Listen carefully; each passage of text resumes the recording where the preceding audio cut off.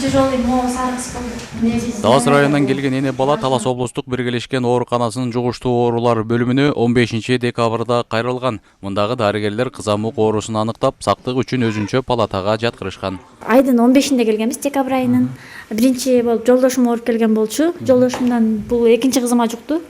Тяжелыйраак болуп, бир аз бул жатты, анан аркасынан ушу 3 балам келди. Анан бул кызымдыкы аябай тяжелый болуп атат. Андан кийин бул эки чоң кызым менен кичекейим жеңил көтөрүп атат. Анан тиги балам болсо ал средний болду. Акыбалдары жакшы, төртөнүкү тең жакшы буюрса. Бүттү кызым. Бутуна чейин чыгып болду. Кызамык көбүнчө 1 жаштан 7 жашка чейинки балдар арасында көп катталат. Ал алгач башынан жана кулагынын аркасынан баштап чыгып, андан соң денесине жайылат. Кийин анын баланын дене табы жогорулап, алы кетерин айтат дарыгерлер. Кызамык оорусу ушундай оору да бул. Воздушно-капельный путь деп коет, мындайча айтканда аба аркылуу жуга турган оору да. Бул тез жуга турган оору. Биринчи белгилери пайда болгондо өзүңүз үй бүлөлүк дарыгерлерди үйүнө чакырыш керек да булар. Үйүнө чакырышып, анан ошол жерден үй бүлөлүк дарыгер көрүп, анан ошол диагнозун определять этип, анан эгер жеңил формасында болсо, ал үйдөн эле дарылене турган оору да. Азыклар көбүнчө ушу жаш балдар, мектепке чейинки балдар, мектептин курагындагы балдар, эми ушулардын көп проценти прививкадан отказ бергендер да.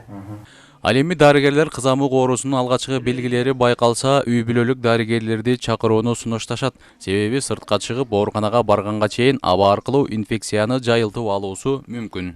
Дарыгерлердин айтуусунда кызамык оорусу менен эмдөөдөн өтпөгөндөр көбүрөөк жабыркайт. Бул кызамыктын эң эмеси осложнениялары көп да, ошон үчүн пневмония болот, кээ бирлеринин гастроэнтерит болот, даже көрдүм энцефалит да болушу мүмкүн да, башка мээге чыгып кетиши да мүмкүн да.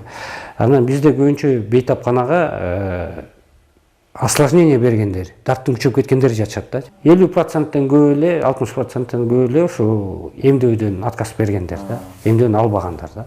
Эмдөөнү алгандарды ооруп калбайт деп эч ким гарантия бербейт.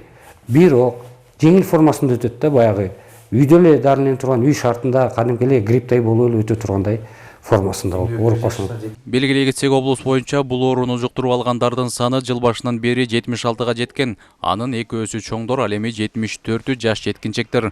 Кызамыкты алдын алуу үчүн баардык үй бүлөлүк дарыгерлер өз аймактарына түшүндүрүү иштерин жүргүзүүдө.